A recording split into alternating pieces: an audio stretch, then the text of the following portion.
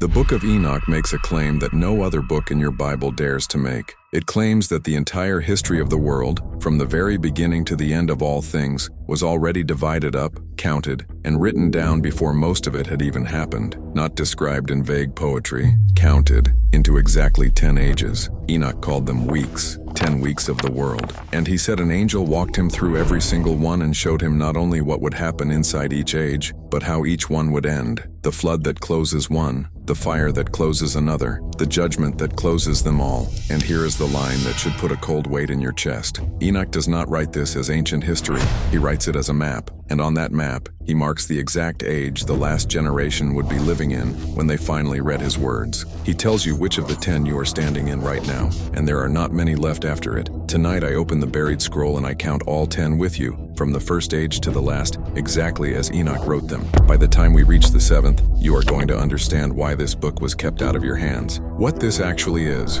Before we count them, you need to understand what you are about to hear, because it is one of the oldest and strangest documents in the whole history of religion. Buried inside the Book of Enoch, in the chapters scholars number 91 and 93, there is a short, dense passage that has its own name. They call it the Apocalypse of Weeks. And it is, as far as anyone can tell, the oldest surviving attempt by any human being to map the entire timeline of the world as a single divine blueprint, from creation all the way to the final judgment, laid out at once. The word week here does not mean 7 days. Enoch uses the week as a symbol for an age, a great epoch of history, each one a chapter in the plan. 10 weeks, 10 ages. And the structure is so ancient that fragments of this exact passage were found among the Dead Sea Scrolls, written in Aramaic, copied and guarded by people who treated it as sacred truth centuries before the time of Christ. This is not a medieval invention. This is older than most of your Bible, and the antiquity is not a guess. A fragment of this very passage was pulled out of Cave 4 at Qumran, the Dead Sea Scrolls site, cataloged by scholars as the manuscript they label 4Q212, written in Aramaic and dated by the handwriting itself to more than 100 years before Christ was even born, which means this map of the ages was already old,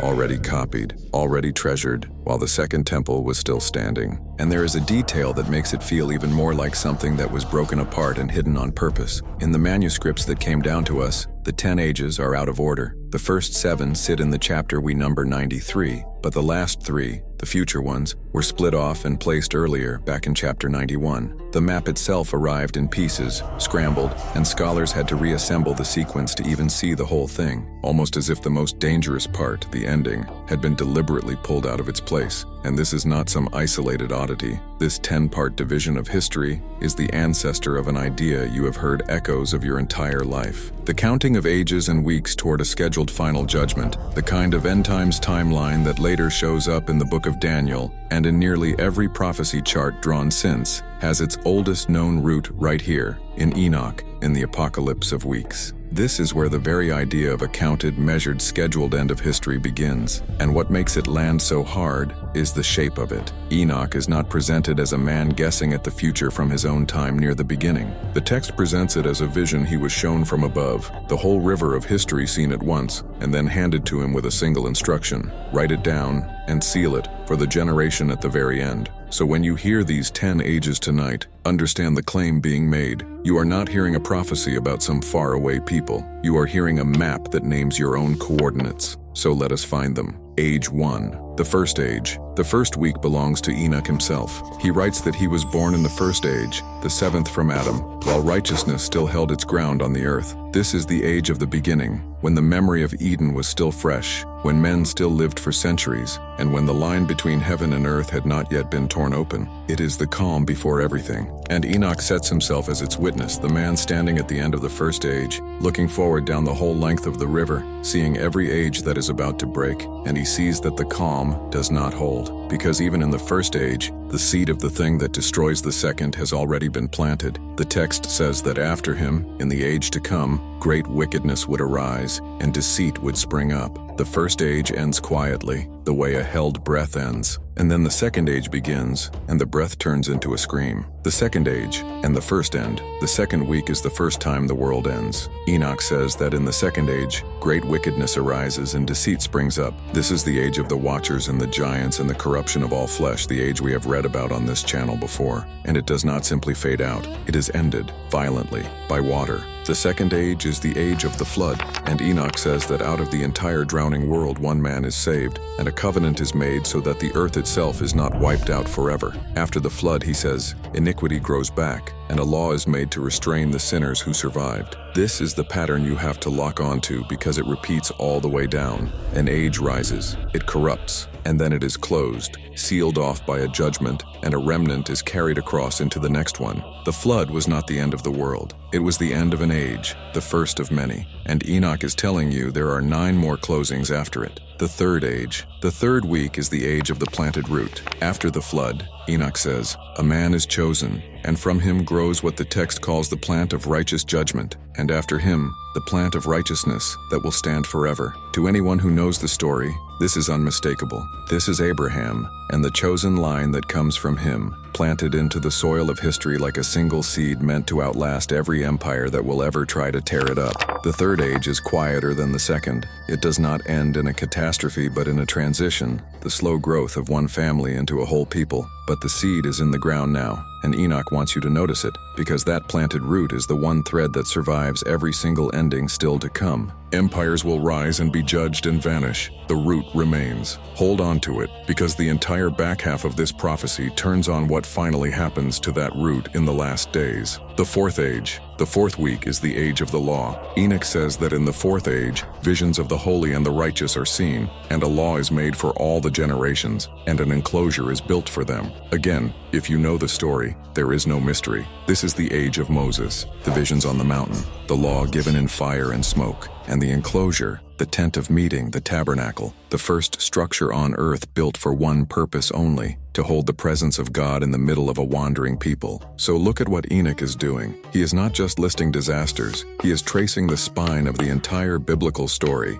age by age, as a single deliberate design. The flood, the chosen seed, the law, each age adding the next piece to the structure. And the fourth age closes the way the third did, by handing its gift forward, the law now carried into the age that will build a house to keep it in. The fifth age. The fifth week is the age of glory. In the fifth age, Enoch says, a house of glory and dominion is built. This is the temple of Solomon, the high point of the whole ascending arc, the age when the wandering people finally have a king and a kingdom and a house of stone and gold, raised to hold the presence that once lived in a tent. This is the peak. If you were charting the 10 ages as a mountain, the fifth age is the summit. And that is exactly why what comes next is so devastating. Because Enoch has walked you up the mountain age by age, from the flood to the seed to the law to the glory of the temple, and the instant you reach the top, the descent begins. The sixth age is where the fall starts, and the sixth age does not end quietly. It ends in fire. The sixth age and the second end.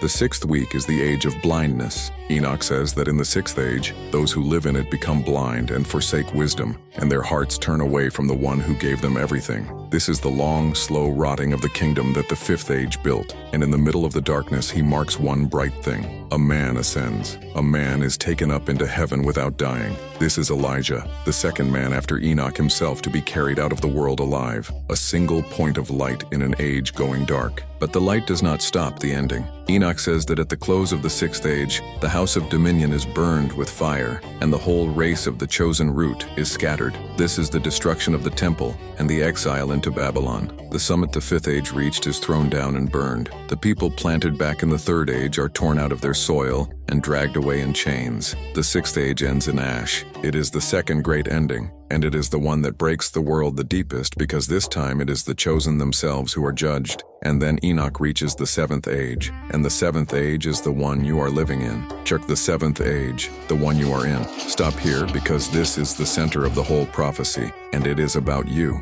Enoch says that in the seventh age, an apostate generation arises, and all of its deeds are deeds of apostasy. Read that slowly. The seventh age is defined by name as the age of the falling away, the age when the world at large turns from the truth on a scale never seen before. Not one wicked king, a whole generation, an age whose entire character is that it has let go of everything the first 6 ages were built to carry. Now here is why readers have argued over this passage for 2,000 years. In the structure of the apocalypse of weeks, the seventh age is the present. It is the hinge between the 6 ages of the past, which map cleanly onto known history all the way down to the exile, and the 3 ages of the future, which have not fully arrived yet. Enoch places the reader, the one finally unsealing the scroll in the last days, right here, in the apostate 7th age. He is telling the final generation, you are not at the beginning of the story, you are near the end. You are standing in the second to last act before the judgment begins. But the 7th age is not only darkness, and this is the most important sentence in the entire book. Enoch says that at the close of the apostate 7th age, the elect are chosen,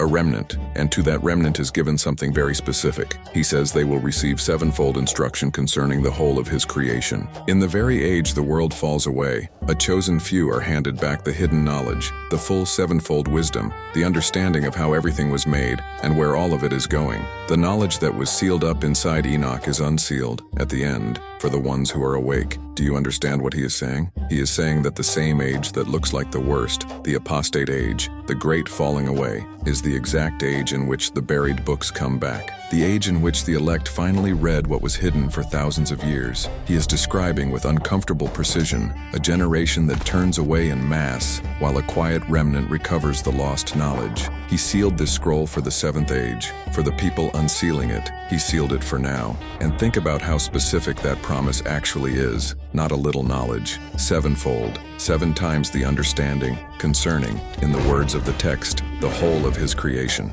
The cosmology, the calendar of the heavens, the names of the fallen, the structure of the unseen world, the exact things Enoch himself was carried up through the heavens to see and to record. That is what the 7th age quietly hands back to the ones who go looking. Not a fragment, the whole map. The 8th age, the turn. After the 7th age, the prophecy crosses out of recorded history and into what is still to come. And the 8th age is where everything turns. Enoch calls the 8th age the age of righteousness. He says a sword is given to the righteous so that judgment can finally be executed on the oppressors, and the sinners are delivered into the hands of the just. For the first time in the entire sequence, the ones who were crushed are the ones holding the verdict. And he says that at the close of the 8th age, the righteous gain their inheritance through righteousness, and a house is built for the great king, in glory, forever. This is the reversal the whole prophecy has been climbing toward. 6 ages of building and falling, a 7th age of apostasy, and a hidden remnant, and then the 8th, where the long injustice of all of history is finally turned over, and a house is built for God that, unlike the 5th age temple, can never be burned. The descent that began at the summit of the 5th age finally stops, and the long climb back up begins. The 9th age. The 9th week is the age of the great reveal. Enoch says that in the 9th age, the righteous judgment is revealed to the whole world, not to one nation, to everyone. The works of the godless vanish from the earth, the whole world is written down for destruction, and all of mankind begins to look toward the path of uprightness. This is the age where the truth stops being a hidden thing, carried quietly by a remnant, and becomes a public reckoning that no one left on earth is able to ignore. The 9th age is the world being made ready. The accounts are being settled, the books are being written, the godless works are being erased. It is the deep breath before the final word, because after the 9th age, there is only one age left, and the 10th age is not the end of an age. The 10th age is the end of the world as it has existed since the very beginning. The 10th age, the last one, the 10th week is the last week, and Enoch saves the heaviest thing in the whole book for it. He says that in the 10th age, and what he calls the 7th part of it, comes the great eternal judgment, and he names specifically who it falls on. The Watchers, the angels who fell back in the 2nd age, the ones who came down and corrupted the world and were bound under the earth to wait, the ones this whole channel keeps returning to. Enoch says the 10th age is when their waiting finally ends. The eternal judgment is carried out on the angelic powers themselves. The sentence Enoch was sent to read to their faces in his own lifetime, all those ages ago, is at last, in the 10th age, executed. And then something happens that did not happen in any of the previous 9 endings. Every age before this one ended and gave way to another age. The flood gave way, the exile gave way, but the 10th ending gives way to nothing of the old order. Enoch says the first heaven passes away, and a new heaven appears, and all the powers of the heavens shine with light forever. The sky itself is replaced, and after the 10th age, he says, there shall be weeks without number, forever, every one of them in goodness and in righteousness, and sin shall never again so much as be named. That is the end of the count. 10 ages. From Enoch in the first, to the flood in the second, to the seed, the law, the temple, the burning, the apostate age you are standing in, and then the turn, the reveal, and finally the judgment of the angels and the new and endless heaven. The whole of history counted out and sealed before it had happened. Why this was kept from you. So now the question that should be burning in you. If the Book of Enoch held the oldest complete map of history ever written, if it named the very age the last generation would be reading it in, if the Apostle Jude quoted this exact book in your New Testament as the word of a true prophet, then why did you grow up never having heard a single one of these 10 ages? I will give you the honest answer, not a fairy tale. The Apocalypse of Weeks was dangerous to a very particular kind of power, a book that tells ordinary people they are living in the apostate 7th age,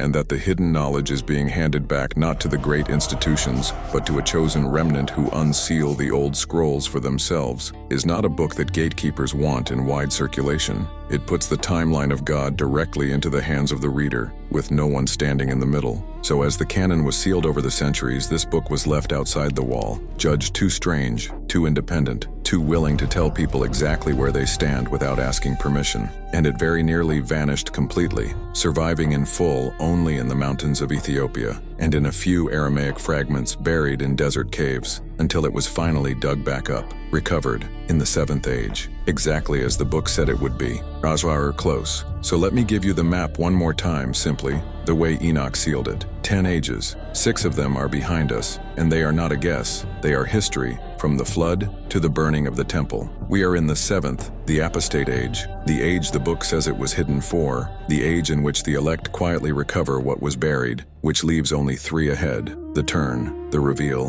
and the 10th. And the 10th is the one I cannot stop thinking about, because Enoch did not leave it vague. He says the 10th age is the eternal judgment of the watchers, the angels who fell, and the passing away of this entire heaven for a new one. The same beings he was sent to sentence in the first ages of the world are answered for in the very last one. The book opens and closes on the same enemy. And what Enoch saw of that final judgment, the day the old sky is rolled up and the fallen are finally called to account, is detailed enough to fill an entire scroll of its own. That is the one I open next. So if you have been counting with me, and you understand now exactly which of the 10 ages we are standing in, leave the word 10th in the comments, so I know how many of you are awake to it. Subscribe to the Buried Testament and stay close, because we have 6 ages behind us, 3 ahead, and the next thing I read you is exactly what the man who counted them said happens in the last one.